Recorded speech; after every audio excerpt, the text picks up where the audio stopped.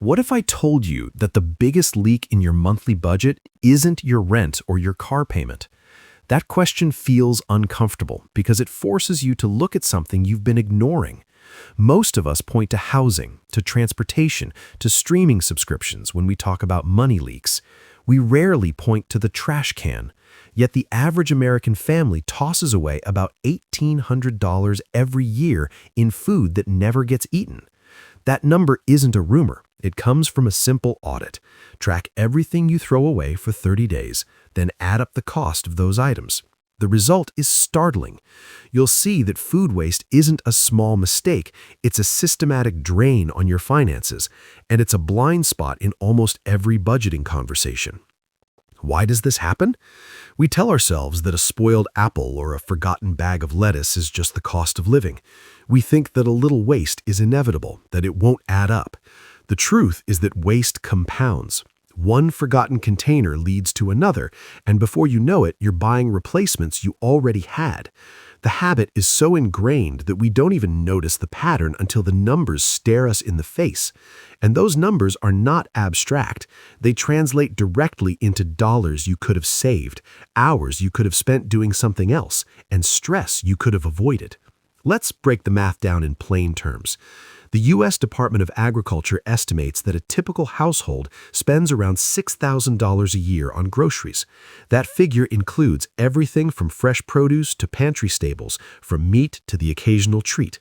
If you waste 31% of that, as the latest tracking studies show, you're throwing away roughly $1,860. Round it to $1,800 for ease, and you have a clear picture. Each year, a family discards nearly $2,000 of food they paid for. That's not a rounding error. That's a full-time paycheck for many part-time workers. It's enough to cover a month of car insurance, or to fund a weekend getaway, or to put toward a child's education fund.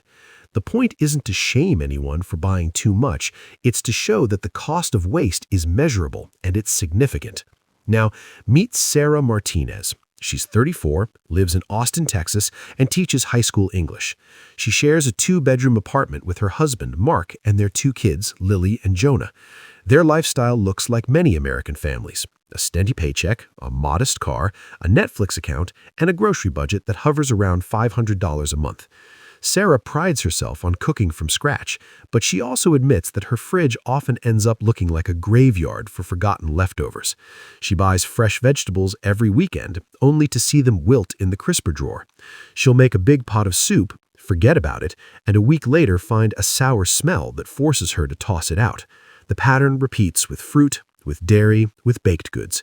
Over time, those small losses add up to the $1,800 annual waste figure we just discussed. Sarah's story is not unique. It's the everyday reality for millions of households who think they're being frugal while unknowingly subsidizing the trash industry. What does $1,800 look like in terms of time and life energy? If you earn $20 an hour, that amount equals 90 hours of work.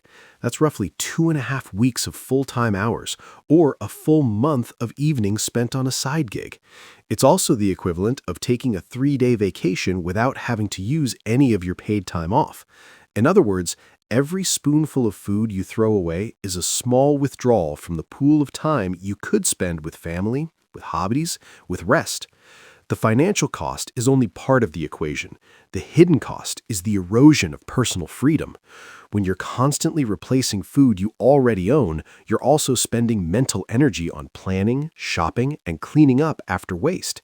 That mental load adds up, and it steals the quiet moments that make daily life feel manageable. So how do we shift from seeing waste as inevitable to seeing it as a lever we can pull? First, reframe income as something you can direct, not just a static number on a paycheck. Money isn't only about what you earn, it's also about what you can keep. When you stop treating grocery spending as a fixed expense and start treating it as a variable you can influence, you open up space for savings without drastic cutbacks. You don't need to become a minimalist or a zero-waste guru overnight. Small, realistic adjustments can shave a few $100s off that $1,800 annual loss, and they can do it without turning your kitchen into a laboratory. One practical step is to adopt a simple use it or lose it rule for perishables. When you bring home produce, place the items that will spoil fastest at the front of the fridge or on the counter. Make a habit of cooking those items within a few days, or freeze them if you can't use them right away. Another step is to plan meals around what you already have. Instead of starting each week with a fresh grocery list, glance at your pantry and freezer first. Write down a handful of recipes that use those ingredients, then build your shopping list around the gaps. This approach reduces impulse buys and ensures that what you purchase has a clear purpose. Batch cooking is another low-effort, high-reward tactic.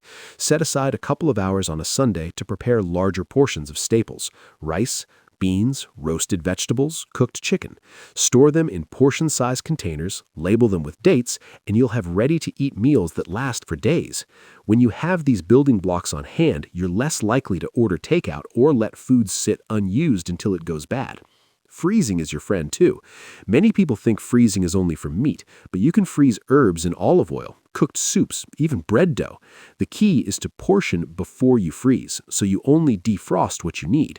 Shopping with a list and sticking to it can cut down on unnecessary purchases.